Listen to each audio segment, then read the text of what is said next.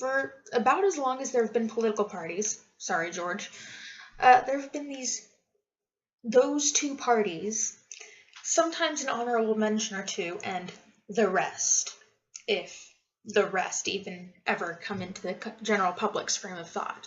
I don't know about you, but I hate the thought of the two-party system. There are just too many ways to think to sort 300 million people into two parties, into two categories.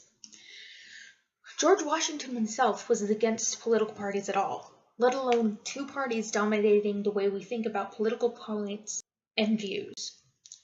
For the past 20 years at least, it seems like the thought process has been, well, if this guy's not quite as bad as the other guy, so I'll vote for him, even though I hate every point he has to make.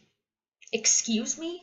You're voting for someone who you disagree with on almost every point because he's not quite as bad as the other guy. What about the 10 other guys who have amazing points and haven't been corrupted by DC? So sick and tired of hearing, well, I don't want either Trump or Clinton, but if I vote third party, then one of them is going to get in, so I'll vote for one of them. Excuse me? That's exactly how they're getting votes. This two-party mentality is poisoning our voting system. Whew. I love my parents, but when I expressed that I was thinking about voting third party because I didn't agree with Donald or Hillary, I was actually told by one of them that I would be throwing away my vote if I voted third party. What the heck? My mom is very active in keeping up with the news and political elections and whatnot.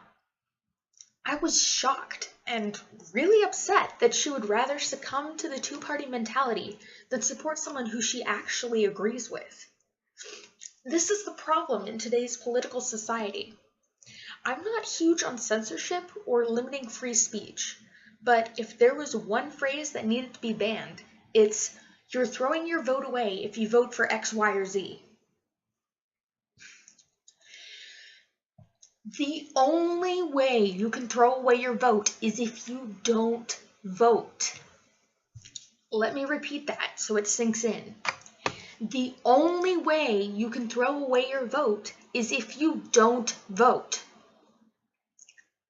Or if you vote for a fictional character, but I would hope that would go without saying.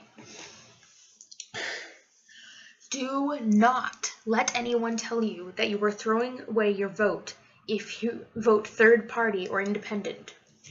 Your vote is your voice. If you cower to those who tell you that you are wasting your vote if you don't choose A or B, then why vote at all? Vote how you want to vote and don't let anyone tell you otherwise. If you want to vote for Hillary or Trump, go ahead. I'm not going to stop you because your vote is your voice. But if you can't stand the thought of either of them in the White House, there are other options.